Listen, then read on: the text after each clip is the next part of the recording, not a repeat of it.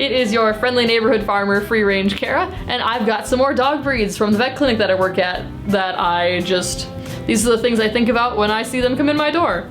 Again, disclaimer that I don't think any of these dogs are bad dogs because of their breed. Every dog has different personalities, different things that upset them. Vet clinics are very stressful places for animals who don't go there regularly. Like, it's like going to the doctor. Like, I wouldn't label you as a bad person for freaking out at the doctor. Like, they're not bad dogs, they're in a situation that they don't necessarily want to be in.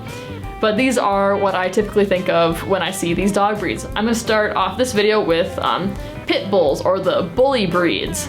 I know pit bull's not like a technical breed. There's like the American pit bull and there's a bunch of other like bully breeds. They are either the sweetest dog I've ever met in my life and will like do absolutely nothing during the appointment and just be like, scratch my belly, or they are neurotic. Like, they don't know what to do with themselves. They're very confused as to why they're at the vet clinic. They don't want to be there and they don't know what to do about that. So they just kind of sit there and like, they're in their head, they're like having an anxiety attack while they're at the vet clinic. Again, super nice dogs. I will say a lot of them do not like having their nails trimmed. They're all very sensitive about their toes, which is fine. Like, we have things to help with that. And like, it's not the end of the world. But like, yeah, I really tend to like most of the pit bulls or the bully breeds that come into our clinic. This animal is another one who absolutely hates having its nails trimmed. This is the pug. Again, a breed that I didn't grow up around, but I see them so often at my vet clinic. Their main issue is that, one, they have trouble breathing because of their little smoosh face, and two, most of them were not properly desensitized when they were puppies, or like as young dogs, and so they freak out when you try to do anything with their face or their ears, especially their toes. Like, you would swear that if you ever hear just outright screaming coming from the back of a vet clinic, a pug is getting its nails trimmed. They hate it. Their nails are not great for trimming because, like, most dog nails, they kind of come out like this out from the paw pad, but pugs always curl really tight next to the paw pad, so it's really tough to get a good nail trim for them, and I think it's uncomfortable for them to get their nails trimmed once they're so long, and they think you're cutting their feet off, and you just have to explain to them, like, I'm not cutting your feet off. And because of that smush face while you're trying to hold them for the nail trim, some of them have difficulty breathing during that. So not only are you trying to get this nail trim done as quick as possible, you're also making sure that that pug is not actively trying to die on you. Because sometimes they try.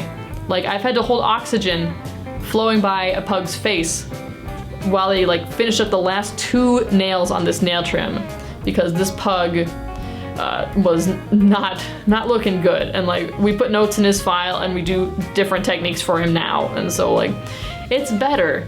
But I've never met a pug who's been like, yeah, I'm just okay for a nail trimmer. Hey, I might wiggle a bit. No, pugs, they're moving, they're shaking, they're trying to gator roll, they're breathing really fast. They just don't have a good time with their nail trims. And like, I just wish I could tell them I'm not trying to cut off your feet. Like, just, if you just hold still, we could be done in 5 minutes, max. But they are very interesting dogs, and like, they also have like that little snort because of their deformation or their disformation of their face. So every time you hear them, like, because they can't breathe adequately most of the time. But they're good dogs. Like, I don't hate them. And the last dog on my list for today is the German Shepherd. Again, a dog that's gotten a bad rap in the past for being aggressive, and some are. Like, some dogs are aggressive. It doesn't matter what breed they are. German Shepherds do tend to be very nervous at the vet clinic. They're not used to, you know, people feeling their abdomen. They're not used to people looking in their mouths. It's another issue with the lack of desensitization to those areas on both the veterinarian and the owner's part. Like, these animals just don't get properly desensitized to these common feel things. And, you know, if you're a German Shepherd and someone's making you uncomfortable, you're a very protective dog, sometimes you bite. It happens. Like, I'm never angry at a dog for biting me. Like, they're doing it as a last resort to try and get out of an uncomfortable situation. They're nervous. That being said, they are so beautiful. And the German Shepherd mixes that I see are absolutely fantastic because like it's got a little bit of that German Shepherd, but there's something else to kind of mellow out that anxiety.